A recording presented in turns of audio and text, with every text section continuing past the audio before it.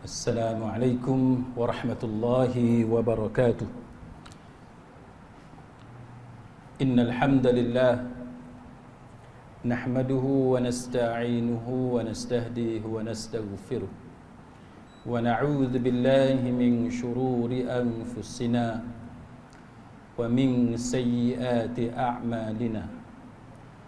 Man yahdihillahu fala mudilla lahu wa man yudlil fala hadiya lahu. Asyhadu an la ilaha illallah wahdahu la syarika lahu wa asyhadu anna Muhammadan abduhu wa rasuluh.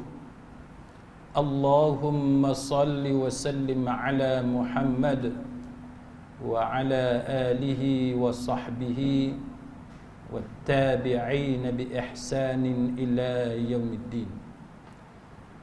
Amma ba'd. Rabbi syrah li sadri wa yassir li amri wahlul 'uqdatam min lisani yafqahu qawli. Yang pertama-tamanya, alhamdulillah, kita mengucapkan syukur kepada Allah Subhanahu wa taala.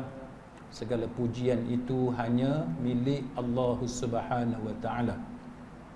Salawat dan salam ke atas junjungan besar Nabi kita Muhammad sallallahu alaihi wasallam dan juga ke atas ahli keluarga baginda dan sahabat-sahabat baginda seluruhnya.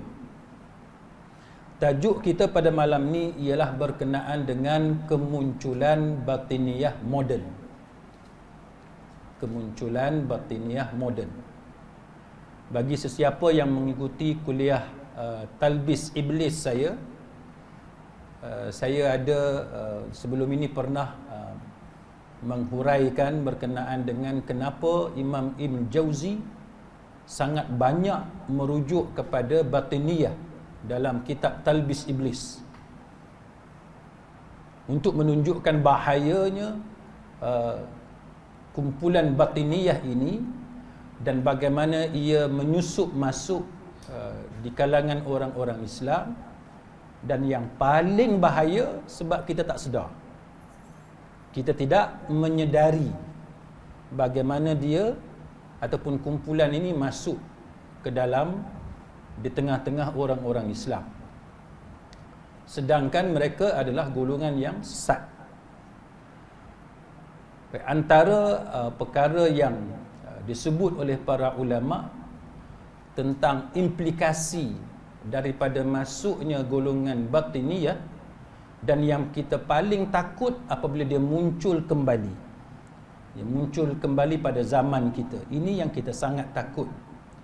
Kerana para ulama menceritakan kepada kita implikasi ataupun kesan negatif daripada kumpulan ini ialah antaranya mereka membawa manusia yang beragama Islam kepada kekufuran. Na'udzubillah. Kan? Membawa manusia dengan akidah mereka yang batil, kufur, dan menyebabkan permusuhan, perbalahan sesama orang Islam. Ini yang sangat kita takut. Sebab kita orang Islam, hari Jumaat kita dengar khatib baca wa'tasimu bihablillah, kan? Wa'tasimu bihablillahi jami'a wa la tafarraqu. Berpegang teguhlah kamu kepada ajaran Allah kesemuanya, dan jangan kamu berpecah belah. Tapi mereka ni membawa permusuhan, dan permusuhan yang mereka bawa, mereka menggunakan ayat-ayat Quran dengan memberikan takwilan yang buruk, kan, yang salah. Dan mereka sangat suka menggunakan hadis-hadis maudhu', hadis-hadis palsu. Kalau tuan-tuan tengok dalam masyarakat kita ni, cuba tuan-tuan tengok kecenderungan, kan, kecenderungan para penceramah agama yang banyak menggunakan hadis-hadis maudhu', maka ini ada menunjukkan similarities, persamaan dengan apa yang pernah dilakukan oleh golongan batiniyah, kan. Kita tengok, oh ini maudhu', ini juga riwayat maudhu', jadi rupa-rupanya mereka ada persamaan. Ataupun mereka guna hadis-hadis yang sahih tetapi dengan memberi makna yang salah, dengan memberi syarah yang batil. Dan para ulama membuat kesimpulan tentang gerakan batiniyah ini, yang mana akhirnya mereka menentang kewujudan Allah. Akhirnya kemuncak dia ialah mereka menentang kewujudan Allah tanpa kita sedar. Bagi sesiapa yang berada dalam kumpulan batiniyah, oleh kerana dia masuk sedikit demi sedikit, akhirnya mereka tidak sedar tentang kesesatan itu, dan kemudian mereka mengubah syariat yang dibawa oleh Nabi kita Muhammad sallallahu alaihi wasallam. Dan mereka bersembunyi di sebalik slogan-slogan yang tertentu. Antara yang disebut oleh para ulama ialah bagaimana mereka bersembunyi di sebalik slogan kecintaan kepada Nabi dan keluarga Nabi. Kalau tuan-tuan tengok Syiah sebagai contoh, kan? Syiah sebagai contoh, mereka ni slogan mereka sangat-sangat menyintai Nabi dan keluarga Nabi. Tetapi mereka lah yang memusuhi sahabat-sahabat Nabi. Kan? Jadi ini antara perkara yang di-highlightkan oleh para ulama supaya kita berhati-hati. Ini antara disebut oleh Dr. Ghalib bin Ali Awaji dalam fiqh mu'asirah. Dia menceritakan tentang bagaimana tipu muslihat, kan, helah yang dilakukan oleh golongan batiniyah ini. Baik, jadi sidang hadirin mukminin, marilah kita pada malam ni kita lihat apa yang mereka lakukan. Yang pertamanya ialah Al-Imam Ibn Taymiyah rahimahullahu ta'ala menceritakan bagaimana tokoh-tokoh batiniyah melakukan permusuhan kepada orang Islam.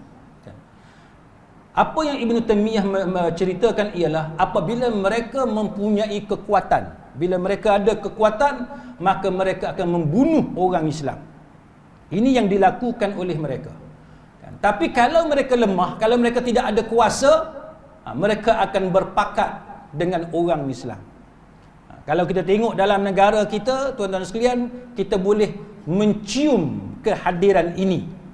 Kita boleh mencium kehadiran ini. Apabila mereka menguasai tempat-tempat yang tertentu, jawatan-jawatan yang tertentu, maka kita lihat ada fatwa-fatwa yang kemudiannya berubah. Ini benda yang kita sangat takut berlaku dalam negara kita. Saya bagi contoh kepada tuan-tuan. Saya bagi contoh supaya tuan-tuan sama-sama fikirkan apakah yang kita sebut ini benar ataupun tidak. Yang pertama, dulu kita tahu bahawa fatwa negara kita mengatakan bahawa untuk kita mengenali ajaran sesat, antaranya ialah kalau mereka mendakwa berkenaan dengan yaqazah. Tuan-tuan boleh tengok Google, banyak fatwa di peringkat kebangsaan, termasuk fatwa di peringkat negeri-negeri, sangat banyak. Apabila kita ada masalah dengan jamaah arkam, sehingga arkam diharamkan sebab kesesatan yang dibawa oleh jemaah arkam. Antara poin penting ialah kerana dakwaan yaqazah, iaitu mendakwa berjumpa dengan Nabi dalam keadaan jaga. Dalam keadaan jaga. Mimpi yang tu kita tak heran, tapi yang dalam keadaan jaga ni problem. Kemudian kita tengok hari ni muncul, kan, tarikat-tarikat tertentu yang didakwa sebagai tarikat yang muktabar, yang didakwa sebagai muktabar. Kita tak ada masalah kalau benar-benar muktabar, kita tak ada masalah. Tapi kalau mereka mendakwa muktabar, tapi apa yang mereka dakwa muktabar itu ada dalam ajaran mereka, yang mana fatwa-fatwa yang disepakati oleh para ulama tentang kesesatan ajaran itu, contohnya yaqazah, maka ini menghairankan kita. Ini menunjukkan kepada kita bahawa mereka sudah ada pengaruh di tempat-tempat yang tertentu, di tempat-tempat posisi yang strategik, sehingga kan fatwa yang dah meluas dalam negara kita yang kata contoh kesesatan adalah yaqazah, tiba-tiba fatwa itu boleh ditarik balik. Maka ini sangat pelik. Jadi kita kena hati-hati dengan perkara yang macam. Kita bukan nak tuduh mana-mana pihak, tapi kita minta supaya semua yang ada kepentingan, semua yang ada otoriti, yang ada kuasa, fikirkan sama-sama tentang apa yang sedang berlaku dalam negara kita. Fatwa bab muamalat kalau berubah, yang tu kita tak pelik, tuan-tuan. Fatwa kalau bab muamalat kalau berubah, yang tu kita tak pelik. Yang pelik kalau fatwa bab akidah, yang ni kita pelik. Saya sebut banyak kali dalam kuliah saya, syariat Islam ni ada dua. Satu dipanggil sebagai asy-syari'atul islamiyah allati la tataghayyar bi taghayyuri zaman wa makan. Syariat Islam yang tidak berubah dengan perubahan zaman dan tempat. Hukum Islam yang tak berubah. Tuan-tuan duduk zaman Nabi ke, zaman sekarang ke, tuan-tuan duduk di Afrika ke, duduk di mana-mana sekalipun, Eropah ke, Amerika ke, dia tak berubah. Contoh apa dia? Akidah. Tuan-tuan duduklah zaman mana sekalipun, tempat macam mana sekalipun, cuaca macam mana sekalipun, akidah dia tak berubah. Allah tetap satu. Syirik tetap haram. Kufur tetap kufur. Dia tak berubah, tuan-tuan. Akidah dia tak berubah. Tapi muamalat dia boleh berubah. Bab muamalat, transaction dia boleh berubah. Contoh ASB, boleh berubah ke tak boleh berubah? Dia boleh berubah. Vaksin, dia boleh berubah. Kerana ilmu, kerana teknologi dan sebagainya, kerana ada finding, new finding dan sebagainya, yang tu dia boleh berubah. Sama dalam masalah kita pergi haji, boleh berubah. Sentuh kulit laki dengan perempuan, boleh berubah fatwa. Dulu kita kata kita ikut mazhab Syafi'i, tapi bila kita pergi haji, nampak tak boleh. So kita taklid kepada mazhab lain. Kemudian muzakarah buat pula keputusan lain pula. Oh tak, kita tak payah keluar mazhab, tak payah pergi ikut mazhab lain. Kita ada mazhab kita sendiri, cuma qaul marjuh. Jadi fatwa tu bertukar-tukar. Yang tu tak apa. Tapi dalam bab akidah dia tak boleh, tuan-tuan. Apa yang new finding dalam akidah sampai nak pergi tukar fatwa? Boleh ke tarikat yang dulu haram sebab dia sesat, sebab dia batil, tiba-tiba sekarang tidak batil? Yang ni pelik. Ini menimbulkan question mark, big question mark. Apa sebenarnya yang berlaku? Baik, kita tengok apa yang disebut oleh para ulama tentang bahayanya golongan ini. Imam Ibn Taymiyah rahimahullahu ta'ala, dia cerita tentang bagaimana bahayanya golongan batiniyah. Dan para ulama mengeluarkan beberapa contoh tentang bahayanya golongan batiniyah berdasarkan kepada sejarah yang mereka lakukan terhadap orang Islam. Antaranya batiniyah ini dia pernah kuasai Bahrain. Yang mana bila mereka menguasai Bahrain, kita tahulah cerita Qaramitah apa semua ni, yang mana kemudiannya mereka masuk ke Mekah musim haji, mereka bunuh jemaah haji, dan kita dah cerita bagaimana mereka umbankan mayat jemaah haji dalam telaga Zam-Zam. Itu menunjukkan jenayah yang sangat dahsyat yang dilakukan oleh golongan batiniyah. Mereka ni tuan-tuan dengan Syiah dia sangat rapat, dia banyak persamaan golongan ini. Baik. Kemudian kita tengok bagaimana kemunculan batiniyah. Batiniyah ni tuan-tuan sekalian, sebahagian ulama mengatakan bahawa dia mulai wujud pada tahun sekitar 200 Hijri dengan 300 tahun Hijrah kan. Yang mana pada waktu tu orang Islam sedang berkembang, orang Islam menang terhadap Majusi, menang terhadap golongan Kristian, dan menang terhadap Yahudi dan sebagainya. Maka bila Islam menang, bila Islam berjaya, dia ada puak yang ada dendam. Dia akan sentiasa ada dendam, ada dengki. Sebab tu tuan-tuan, kalau tuan-tuan tunjuk kemenangan tuan-tuan, kejayaan tuan-tuan, anak berjaya pun ada orang dengki. Tak payah kita pergi jauh, anak berjaya orang dengki. Kita tunjuk perniagaan kita maju, ada orang dengki. Kita tunjuk kita naik pangkat, ada orang dengki. Itu belum cerita tentang kejayaan satu agama yang dibawa oleh Nabi kita Muhammad sallallahu alaihi wasallam, yang meruntuhkan banyak empayar selepas itu. Runtuhnya Majusi kan, empayar Parsi, runtuhnya Kristian, empayar Rom kan. Runtuhnya dominasi Yahudi di Madinah.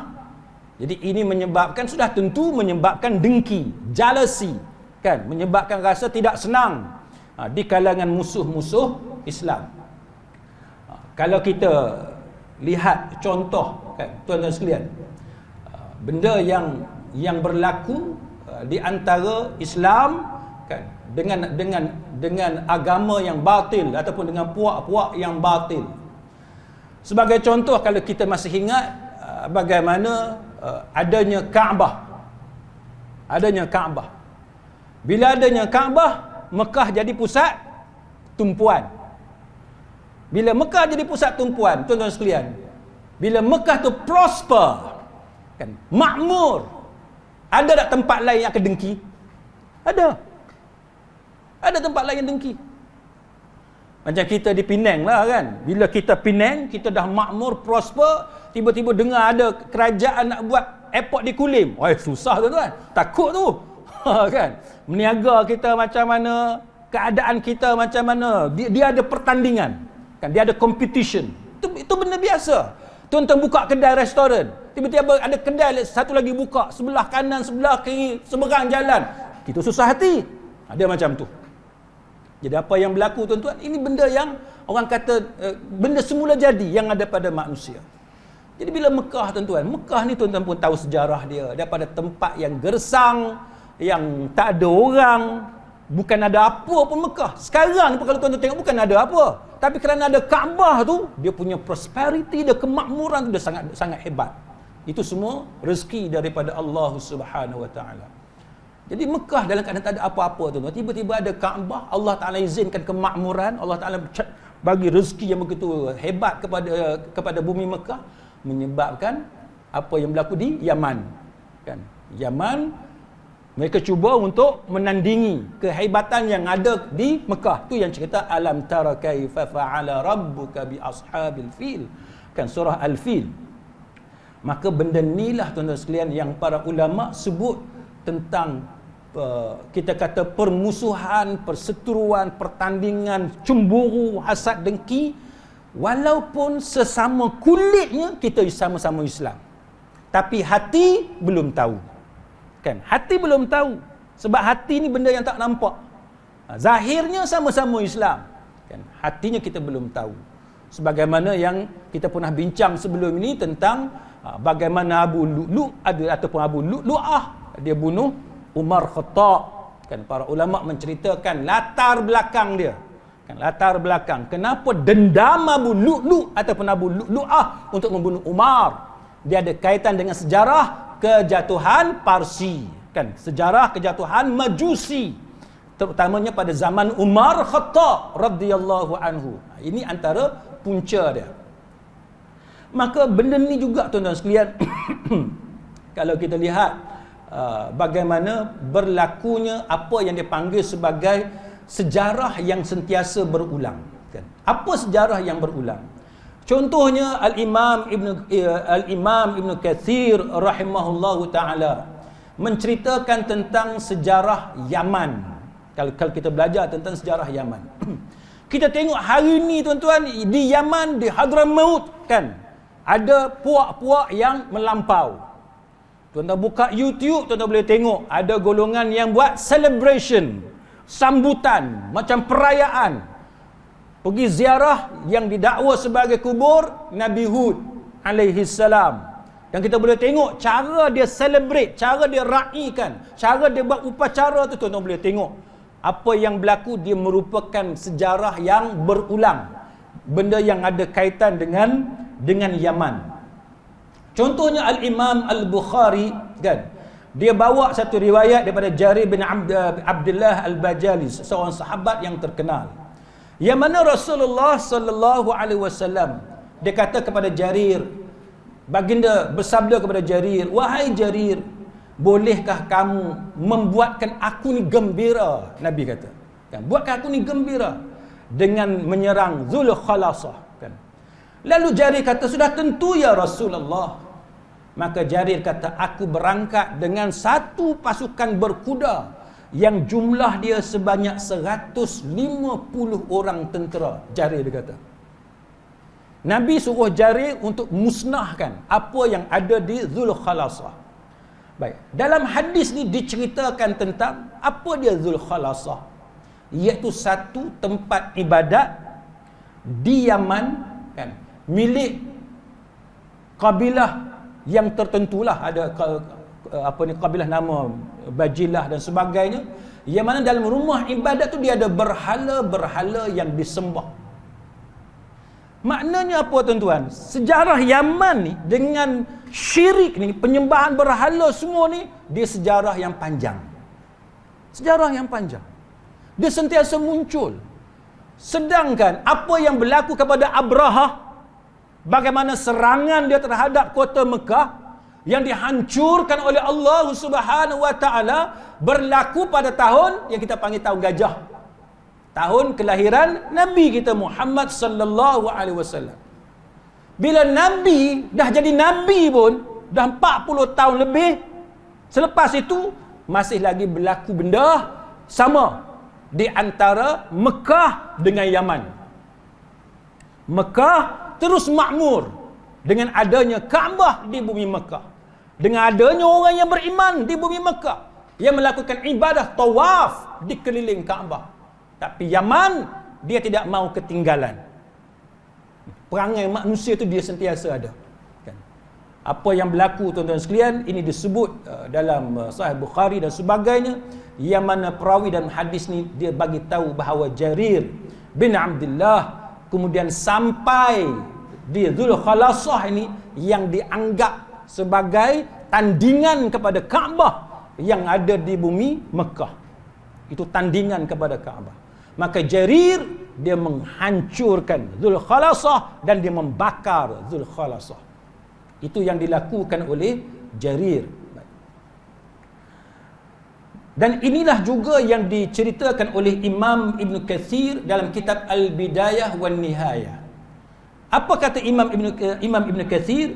Imam Ibn Kathir kata ini apa yang berlaku di Zulkhalasah, dia adalah satu, orang kata dia nak tiru apa yang ada di Mekah. Dia nak tiru, dia nak lawan. Hari ni tuan-tuan sekalian, cuba tuan-tuan buka YouTube tengok apa yang berlaku di Yaman.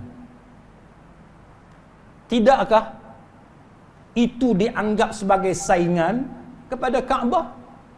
Tawaf ni tuan-tuan, ada satu tempat je tawaf. Setakat yang tuan-tuan belajar tawaf ni ada berapa tempat? Satu je. Tapi macam mana golongan yang hulu, golongan yang melampau ni, dia buat pula duk keliling, buat macam tawaf tu juga. Ini yang dikatakan sebagai sejarah yang berulang. Kan? Yang disebut oleh para ulama, dan ini diulas oleh Imam Ibn Kathir dalam kitab Al-Bidayah wan Nihayah. Sehingga kan tuan-tuan, orang Arab Yaman ni, dia punya degil dia, keras kepala dia, dia punya nak lawan dengan Kaabah ni. Kaabah di Mekah tu dia panggil Kaabah Syamiyah. Sebab apa? Sebab Kaabah duduk di belah Syam. Sebab dia duduk kat Yaman tu, tuan tengok peta kan, Yaman kat bawah tu. Sebab dia menghala ke Syam, Syam tu ke utara, ke atas.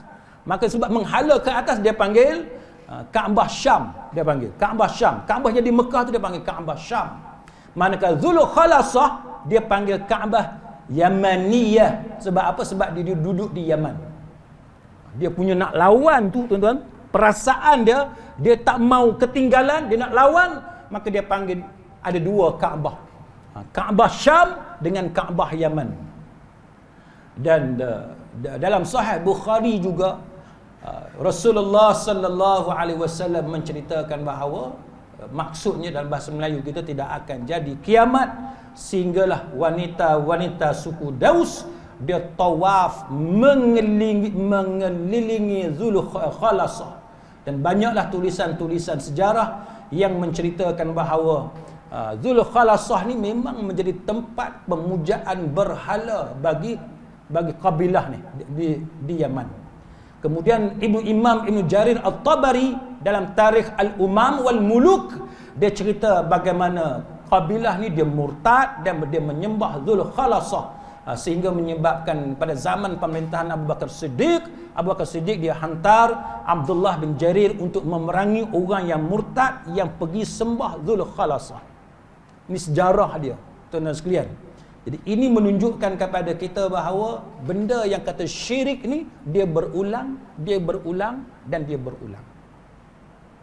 Sebab tu tuan-tuan sekalian, Imam Ibnu Jauzi rahimahullahu ta'ala dalam kitab Talbis Iblis, sebahagian besar dalam kitab Talbis Iblis dia merujuk kepada kesesatan dan kekufuran yang dilakukan oleh puak batiniyah.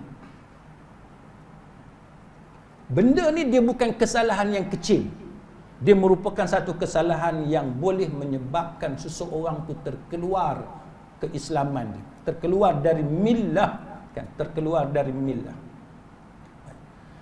Kalau kita tengok contoh, kan, dia sebut bagaimana Zulkhalasah ni, apa dia Zulkhalasah? Dia kata Zulkhalasah ni dia buat batu besar yang dia cat color putih, kan? Dia buat macam mahkota yang mana dia satu tempat yang mana dia buat macam Kaabah lah, dia tiru. Dia buat letak kain, kan, dia selimut Zulkhalasah ni, dia pakai kain sutra. Jadi apa yang ada di Kaabah tu dia tiru, kan. Kaabah ada selimut, dia pun buat selimut juga. Dia nak lawan dengan apa yang ada di Kaabah.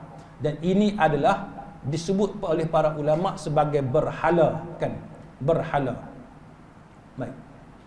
Maka dengan sebab itu, tuan dan sekalian, dia ada beberapa perkara yang di-highlightkan oleh para ulama kepada kita. Iaitu, nombor satu, para ulama mengatakan bahawa kita kena berhati-hati sebab orang-orang Arab ni dulu dia memang ada sifat menyembah berhala. Dia ada perangai menyembah berhala. Amalan dia menyembah berhala. Dan berhala ni dia letak di tempat-tempat yang mereka sembahyang. Dan mereka buat sama seperti Kaabah. Mereka tiru. Ada korbannya, ada selimut kain tutup Kaabahnya dan sebab termasuk tawaf. Maka bila kita tengok keadaan masyarakat kita di Malaysia ni, tuan-tuan sekalian, kalau kita ingat balik, orang Melayu kita ni dulu ni macam mana? Orang Islam Malaysia, kita di Nusantara ni, tuan-tuan, dulu bukankah banyak benda-benda khurafat yang kita buat?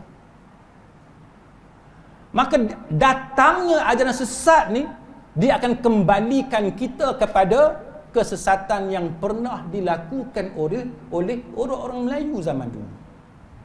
Sebab tu kita lawan sangat kalau ada orang nak kembalikan mandi safar. Sebab tu kita lawan sangat bila orang nak kembalikan masyarakat kita kepada bintang zodiak. Benda yang dah lama ditinggalkan oleh orang Islam, tiba-tiba kita nak kembali semula kepada amalan-amalan syirik. Pasal tu kita lawan. Kita tak mau benda yang berlaku kepada orang-orang Arab ni, dia berlawan antara apa yang ada di Mekah dengan apa yang ada di Yaman, dia nak berlawan. Yang ni yang kita nak pastikan bahawa itu tidak berulang kepada masyarakat kita. Baik. Saya nak tunjuk kepada tuan-tuan macam mana generasi yang dibentuk oleh Nabi sallallahu alaihi wasallam lawan benda-benda syirik ni. Kalau kita tengok contohnya, bagaimana yang pertama yang kita sebut tadi tentang Zulkhalasah tadi. Bagaimana Nabi sallallahu alaihi wasallam telah menghantar utusan untuk memusnahkan Zulkhalasah. Baik, sehingga kan Imam Ibn Hajar Al-Asqalani rahimahullahu taala bila dia buat kesimpulan kepada hadis berkenaan dengan pemusnahan terhadap Zulkhalasah, dia kata apa?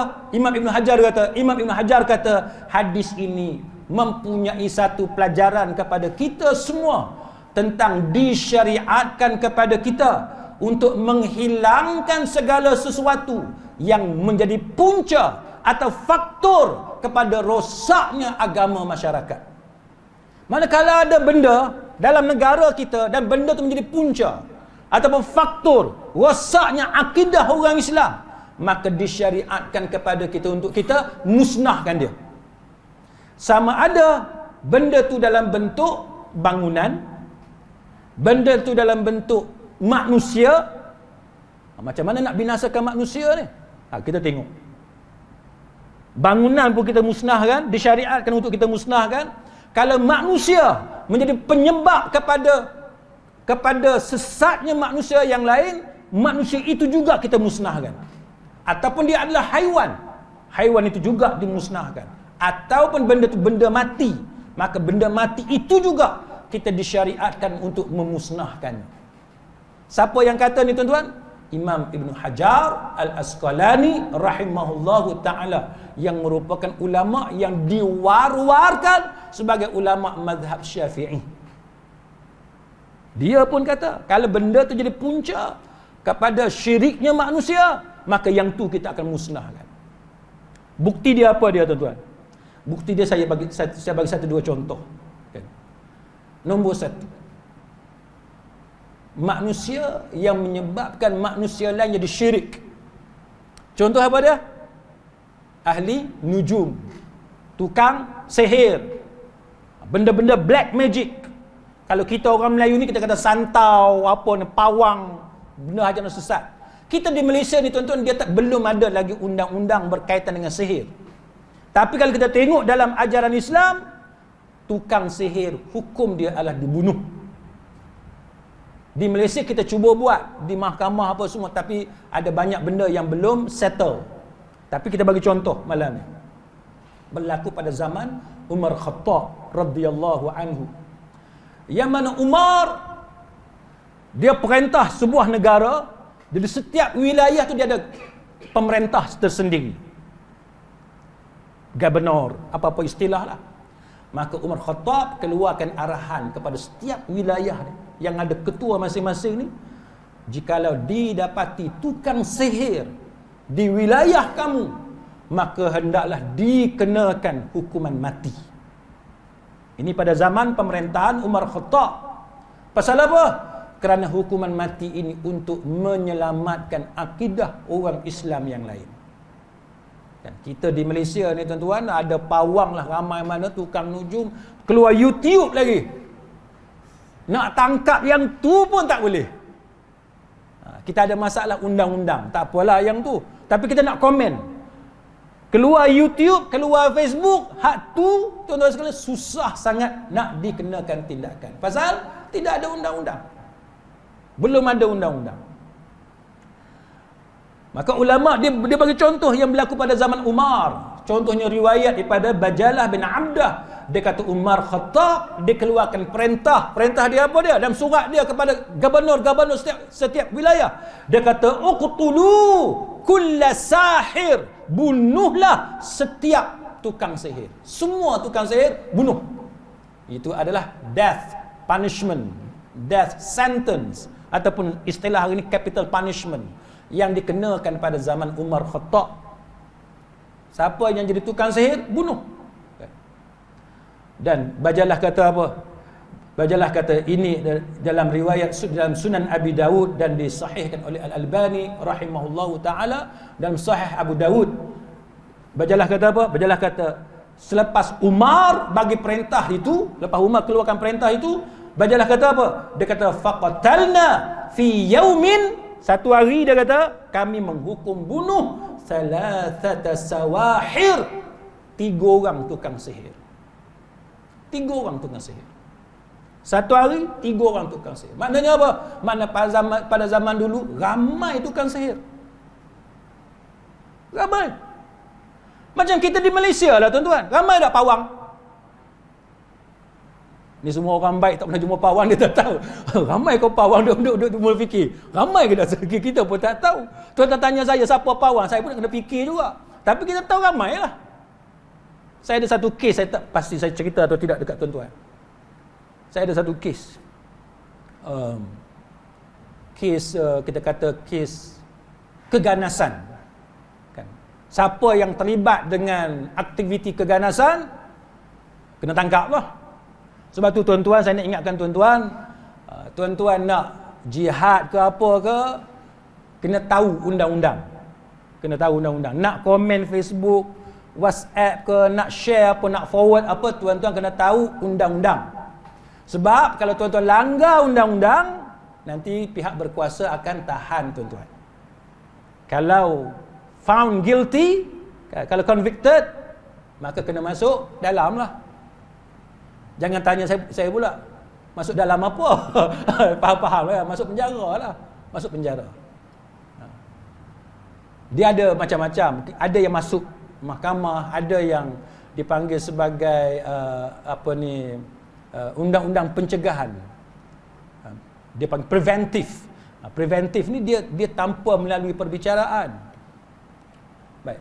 Jadi sebab dia nak selamatkan ahli keluarga ni tuan-tuan, jumpa Tok Bomo. Dia cerita kat saya dia habis 40,000. Saya kata dekat my client ni, pasal apa sampai habis 40,000? Dia kata macam mana nak cari ahli keluarga hak hilang ni? Nak cari kat mana? Saya kata takkan pergi tanya Tok Bomo. Dia kata, kami pergi tanya Tok Bomo? Saya kata, la ilaha illallah, pergi tanya Tok Bomo. Dah hilang ni.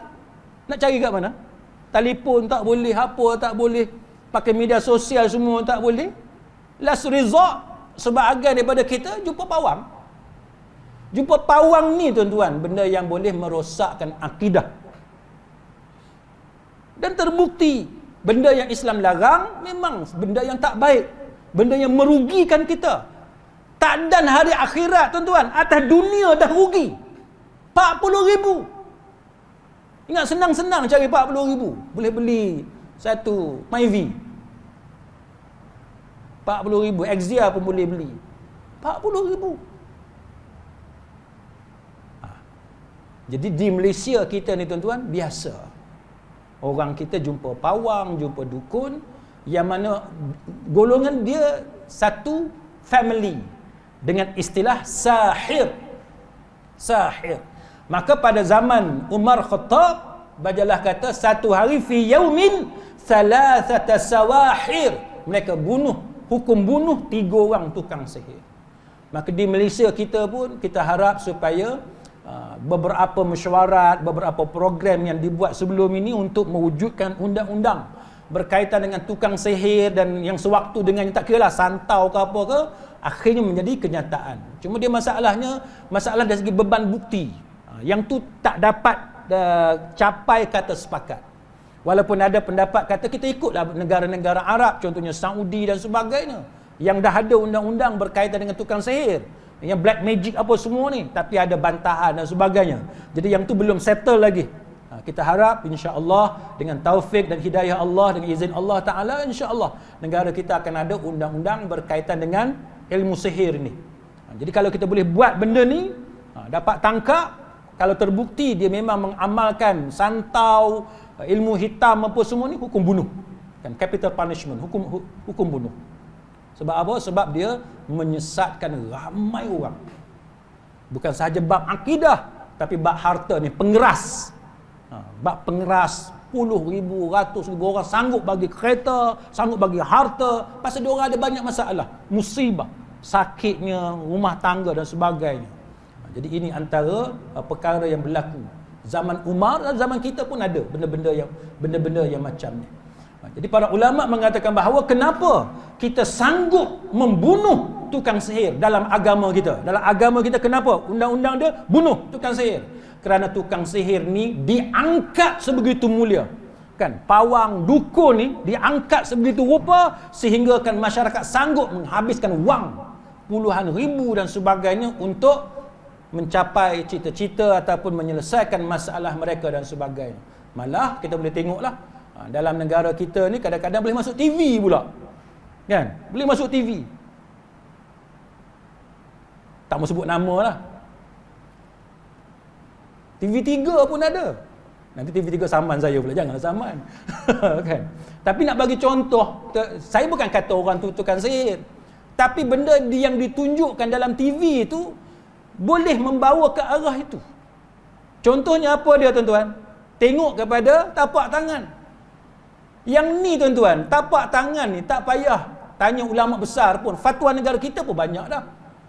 Silap jikalau kita melihat kepada tapak tangan untuk memberikan hukum yang tertentu. Tak boleh untuk membuat kesimpulan-kesimpulan yang tertentu. Jadi kita harap TV-TV kita ni, TV3 ke, TV apa, Al-Hijrah ke, apa ke, tak kira lah RTM dan sebagainya, bila nak jemput orang kata tokoh ataupun selebriti ataupun individu dalam bidang yang tertentu kena ada tapisan. Kena ada tapisan. Ni dia tunjuk kata dekat tapak tangan ni ada 99 nama Allah. Ni ulama mana ajar ni? Tuan-tuan tak percaya tu cuba tuan-tuan Google tengok video mana keluar. Video tu lah dia keluar. Dia kata kita nak halau jin, kita kena tepuk belakang orang yang kena rasuk jin tu itu dengan tapak tangan. Dia pun tunjuklah dalam TV tu. Kebetulan saya tengah buat kerja depan TV, tengok. Tepuk. Lepas tu dia kata apa rahsia? Kenapa kita diajar untuk menghalau jin menggunakan tapak tangan? Sebab dia kata pada tapak tangan kita ada 99 asmaul husna. Saya kata mana ada, aku cari tak jumpa pun 99 asmaul husna kat tapak tangan.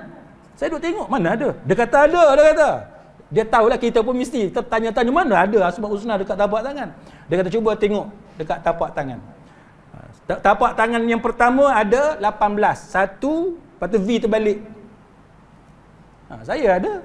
Satu dengan V terbalik. Ada tu? Tuan-tuan kalau tak ada tu naya. Kan? Satu tu 18, satu dengan V terbalik tu 18. Angka dah bahasa dalam fil lughatil arabiyyah, dalam bahasa Arab. Satu lagi 81. V terbalik mula-mula, lepas tu satu. Tu 81. 18 campur 81 berapa? 99 tu, itu menunjukkan 99 asmaul husna. Saya tepuk dahi. Saya tepuk dahi. Macam ni kualiti masuk TV3. Saya kata TV3 ni tapislah dulu kan. Saya sebut TV3. Saya harap orang dalam TV3 tolong check balik apa ni program tersebut. Check balik. Jangan kan. Siapa yang upload ke apa ke dalam media sosial, kalau boleh padam-padamlah. Ini ajaran yang sesat. Ajaran yang sesat kan. Tidak ada mana-mana dalam agama kita mengajar untuk halau jin menggunakan tapak tangan dengan alasan tapak tangan ada 99 nama Allah. Ini semua ajaran karut. Karut yang macam ni bahaya tuan-tuan, sebab dia dikaitkan dengan agama. Bila karut kait dengan agama, yang sangat bahaya. Kan kita tidak ada hak untuk bercakap tentang nama Allah dengan tentang sifat Allah kecuali dengan dalil Quran dan hadis yang sahih. Kalau tidak ada dalil Quran dan hadis yang sahih, kita sebagai manusia tidak ada ilmu, kita tidak ada pengetahuan tentang nama dan sifat-sifat Allah Subhanahu wa taala. Jangan nak memandai-mandai urat apa semua yang ada kat tapak tangan untuk dikaitkan dengan 99 nama Allah Subhanahu wa taala. Itu karut. Baik. Satu lagi contoh tuan-tuan sekalian, kenapa dalam agama kita ni dia ada larangan-larangan yang bertentangan dengan ajaran batiniyah. Contoh apa dia? Iaitu meratakan kubur. Islam ajarkan kepada kita ratakan kubur. Kalau nak naik pun sejengkal. Tak boleh ada binaan. Puak batiniyah daripada zaman dulu sehingga hari ini tuan-tuan sekalian, mereka menjadi golongan kuburiyun. Golongan kita panggil penyembah kubur. Mereka buat binaan, mereka buat celebration, perayaan dan sebagainya, ada majlis macam-macam. Kalau kita tengok ini macam perayaan. Orang begitu ramai pergi. Ada apa? Kita boleh tengok dengan bunganya, dengan gambarnya, dengan menyanyi, dengan alat muzik. Ini adalah bertentangan. Termasuk bertentangan dengan mazhab Syafi'i. Jadi kita pun tak fahamlah negara kita ni mazhab apa sebenarnya.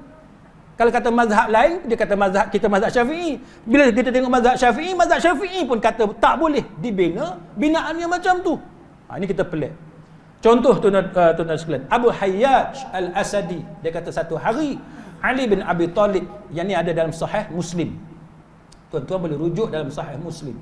Yang mana Ali bin Abi Talib radhiyallahu anhu kata kepada Abu Hayyaj, dia kata, "Alla ab'athuka 'ala ma ba'athani 'alaihi Rasulullah sallallahu alaihi wasallam, alla tad'a timthalan illa tamastahu wala qabran musyrifan illa sawaitah." Dia kata, mahukah engkau aku utus dengan satu mission, yang pernah aku lakukan misi itu kerana perintah daripada Nabi sallallahu alaihi wasallam. Dia nak bagi tahu dia pernah buat satu misi, iaitu jangan kamu menemui patung-patung makhluk yang bernyawa. Kamu jumpa sahaja benda tu, hendaklah kamu hancurkan. Dan janganlah kamu menemui makam, kubur yang ditinggikan lebih daripada sejengkal, kalau mengikut para ulama syarah hadis ni, kecuali engkau ratakan dia. Ini perintah yang disebut oleh Nabi sallallahu alaihi wasallam sebagaimana yang dinyatakan oleh Ali bin Abi Talib radhiyallahu anhu. Kita kata yang ni mungkin mazhab lain. Baik, tak apa. Kita kata mazhab lain, tapi kita tengok pada apa yang berlaku sebagaimana yang ada dalam kitab Imam Syafi'i, yang mana pada zaman Imam Syafi'i pernah sebut, dia kata, sungguh aku pernah melihat pemerintah yang menghancurkan bangunan yang dibina atas kubur. Aku tidak melihat fuqaha yang mencela tindakan tersebut. Mana ada building, ada bangunan atas kubur tersebut, pihak berkuasa hancurkan benda tu, tidak ada fuqaha seorang pun, Imam Syafi'i kata, yang menidakkan, yang membantah amalan tersebut. Tak ada. Mana semua setuju. Ada je kubur, pergi buat bangunan, hancurkan. Kita hari ni tu, tuan-tuan sekalian, cuba kita tengok dalam YouTube, tuan-tuan boleh tengoklah. Di negara kita pun ada yang dianggap sebagai kubur keramat, buat binaan, kan. Di negara jiran kita pun ada, di Indonesia, di Singapura, kan. Negara-negara di Timur Tengah lebih-lebih lagi lah, banyak kesan sejarah dan sebagainya. Maka Al-Imam An-Nawawi rahimahullahu ta'ala, dia kata apa? Dia kata, aku melihat pemerintah di kota Mekah yang memerintahkan untuk menghancurkan bangunan di atas kubur. Dan dia kata penghancuran ini disokong, dikuatkan dengan dalil daripada Nabi sallallahu alaihi wasallam dalam Sahih Muslim tadi, iaitu janganlah engkau menemui makam yang ditinggikan kecuali engkau ratakan dia, makna musnahkan binaan tersebut. Baik. Kenapa benda ni penting? Tuan-tuan sekalian, kenapa benda ni penting? Sebab apa? Kubur tu, bila ada bangunan di atas tu dibina, kenapa penting untuk kita binasakan dia? Jawapan dia, sebab sadduz zara'i', blocking the means, tutup jalan yang pergi kepada syirik. Bila buat bangunan besar, apa makna dia? Maknanya itu dipuja, dihormati dengan cara yang melampau. Memang kubur kita disuruh untuk kita hormat, tapi dengan cara yang diajar oleh Nabi, yang diajar oleh agama kita. Tak boleh duduk atas dia, kan? Tak boleh buat benda-benda yang biadab terhadap dia. Itu cara yang diajarkan kepada kita, tapi bukan untuk dibina bangunan di atasnya. Bila bina bangunan tu, tengoklah dalam YouTube banyak, kan? Sehingga mereka buat upacara-upacara tertentu, sambutan, dah jadi perayaan pula. Tuan-tuan boleh tengok di Hadramaut, tuan-tuan boleh Google dalam YouTube, boleh cari, tuan-tuan boleh tengok macam mana mereka buat upacara, kan, di makam yang dianggap sebagai makam Nabi Hud alaihi salam, kubur Nabi Hud. Mereka tawaf dan sebagainya, lepas tu ada upacara mandi dan sebagainya. Ini antara benda yang sebab kenapa dalam agama kita perkara-perkara seperti ini adalah dilarang. Baik. Maka sidang hadirin mukminin, apa dia kesimpulan, rumusan yang kita boleh buat daripada tajuk kita ini? Antaranya yang saya boleh petik sebagaimana yang disebut oleh Syekh Yusuf bin Abdullah Al-Wabil. Dia kata apa, tuan-tuan? Dia kata bahawa akhir zaman nanti akan muncul banyak benda-benda yang kita kata sebagai benda-benda syirik, yang dahulunya berlaku, yang ditentang, yang dicegah, kemudian dia timbul semula, kan? Dia timbul semula. Maka dia bagilah contoh yang mana berlakunya semula peristiwa-peristiwa ini. Penyembahan berhala dia bukan berlaku sekelip mata, dia berlaku sedikit demi sedikit. Dia berasal daripada hormat kepada orang soleh, kan, hormat kepada orang soleh. Maka daripada sifat melampau hulu tadi, dia bertambah kubur dia buat bangunan dan sebagainya. Kemudian akhirnya menjadi replika tertentu, gambar tertentu. Macam sekarang tuan-tuan boleh tengoklah kan, gambar capalnya diletak pada dinding, akhirnya dianggap seolah-olah seperti benda yang sangat dimuliakan dengan cara yang ghulu, dengan cara yang melampau. Maka ini antara bahaya-bahaya, sehingga kan para ulama kata saddu dzara'i', kan, blocking the means, kita sekat lebih awal. Baik, selain daripada itu, tuan-tuan sekalian, hadis yang kita baca tadi, Nabi sallallahu alaihi wasallam menjangkakan, telah menyatakan kepada kita bahawa kiamat dia tak akan berlaku sehinggalah apabila ada kabilah-kabilah yang mengikuti kaum musyrikin. Mengikuti kaum musyrikin maknanya apa? Mengikuti amalan syirik. Mengikuti amalan syirik, termasuk penyembahan berhala, kan, penyembahan berhala. Dan benda ni hari ni yang kita dapat saksikan perjalanan ke arah itu. Baik, maka selain daripada itu, para ulama juga mengatakan bahawa semua ini adalah ulangan kepada sejarah. Benda yang sentiasa berulang. Benda tu berlaku, dapat dipadamkan, dapat dicegah, lepas tu dia muncul balik.